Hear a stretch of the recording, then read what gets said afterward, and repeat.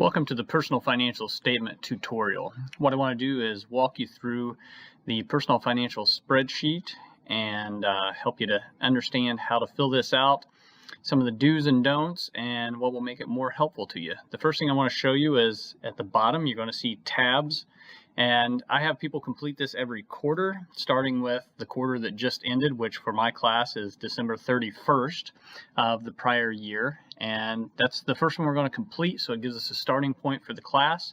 And then every 3 months after that, we're going to click on the following tab and update it so that we can see progress, or just be able to measure ourselves and our progress along the way to see how things are changing from time to time.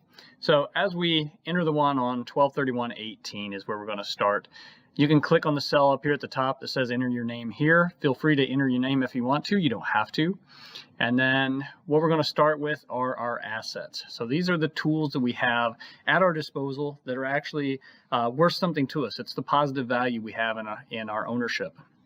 It starts with our bank accounts. So we're going to start with checking accounts, savings accounts, any CDs we may have at the bank. And then it goes into, do we have taxable investment accounts that may have stocks, bonds, mutual funds, life insurance. So this is not if you have a term life insurance policy for, let's say, $100,000 that if something happened to you, somebody would get. That's not actually an asset to you. The only asset value of a life insurance policy would be if you could cancel it and actually take cash out of it to spend or to pay off debt. So if you don't have one of those, just skip over that one. But if you do, then find out what the cash value is and go ahead and enter that under the amount line. Personal property. So this is just all the little miscellaneous things that you have around your house. For this category, I recommend that you just take a wild guess. Just think through, in general, within the nearest $5,000 or $10,000, roughly what would those things be worth if I liquidated everything that I owned inside my house. Next, we're going to get to retirement funds. So you may have a 401k or some other type of retirement account at work. Or maybe you have IRAs on your own. Feel free to enter them in here. What I find is with husband and wife, you may actually want to put something behind the name. You can click on the cell, the title will come up here at the top, and you can always just enter in a notation behind it, and then that's going to show up as you go down the list. And next is real estate market value. So with that one would be, let's say you owned a house, and what you would do is you would actually list the full market value of that house. So if it's a $200,000 house, if that's what you would list it for on the market, then that's what you would put in regardless of how much you actually owe on it. We'll get to balancing that out with the loan a little bit later. And then vehicles. So what is the total value of the cars that you own? And if you have two, if you have three, whatever it is, just add them up together, put the total over in the amount line. And then I also have a category here for other assets, and it says to specify. So let's say you have a boat. Then you just click on that cell, type in the description. So it's a boat. Let's say it's worth $10,000. Then go ahead and enter the amount in. And what this is going to do is add up the total down here at the bottom. So assuming you would have had some other things up here, you would enter in the values, and then that would add up towards your total assets. And one thing I'll just note as well, if you have, by the way, you can see that this one got a little too long, so I'll delete off husband so we can still see retirement funds. But if you have more than 2 retirement accounts, don't lump them together. Find another category that maybe you didn't use, and let's use that line as well. So it could be the other category down here at the bottom. Maybe you didn't have life insurance. Maybe you didn't have a certificate of deposit. If you had something, then we could put, let's say it's husband's IRA. Type it in there and go ahead and put in the amount here. Another category or column that I would tell you to take advantage of is institution, because let's say the husband's IRA is with JP Morgan. Then let's go ahead and type it in so you remember which one that is. And as you go down the list, that'll be helpful from this quarter to the next quarter to help us remember what account we're actually talking about there. So once you've got the assets listed up here, let's jump down to the debts or liabilities. So if you have a real estate mortgage, so let's say you've got a $200,000 house, you still owe $150,000 on it. This is where you enter the $150,000, and what it's going to do is offset the value of the house that we listed above. So it would technically be a net of $50,000 worth of value that you own in the house. It's worth $200,000, you owe $150,000, you're left with the $50,000 net, which will show up down here. For monthly payment, we're going to list that as well as interest rate. So the interest rate on the house, let's say you're paying 4% on your mortgage, the monthly payment. You'll see the note over here says, do not include escrow in your monthly payment. So all we want to do is just boil it down to the loan. We don't want to know how much you're paying each month that goes towards the taxes and the insurance. We just want to boil it down to what are you actually paying for the mortgage. So let's say that's $1,200 a month. We would enter it in like that.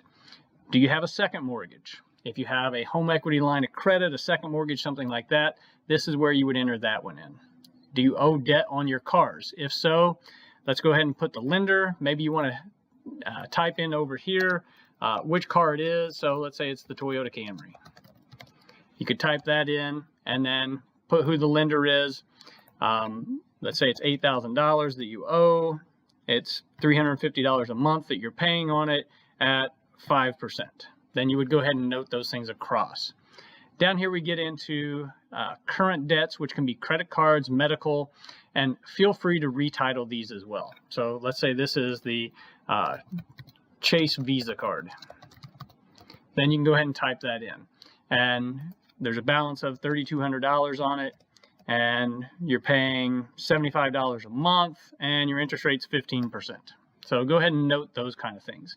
If you have student loans, let's go ahead and break them out again. Maybe you have 5 different student loans. If so, go ahead and use all these lines. Let's break them out so we see the balance of each loan, how much you're paying on each loan, and then what your interest rate is on each one. The reason we want to see every single loan and not totals of the same kind of loan is as we want to develop a plan for how you're going to pay these loans off, we want to make sure that we can see each one and how much your minimum required payment is on each one and what your interest rate is, so we can devise a plan of attack of which one we're going to go after first, rather than just assuming that, oh, it's this big balance and we're going to attack all of them at the same time, because that's not how we're going to do it to try to make the quickest progress.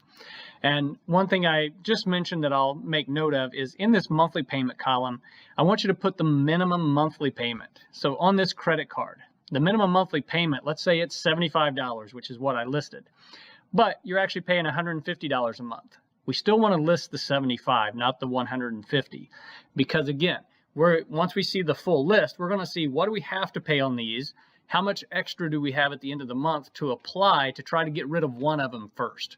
And then we're going to see which one makes the most sense, and that's where all the extra money is going to go to try to get rid of that first loan payment right off the bat. After we list out the liabilities, what it's going to do is show us the total of liabilities, total monthly payments, and then what is our net worth. And this is not something to be proud of or ashamed of. It's just the state of our financial picture. And for some people, you're going to be happy with that number. Some you're not.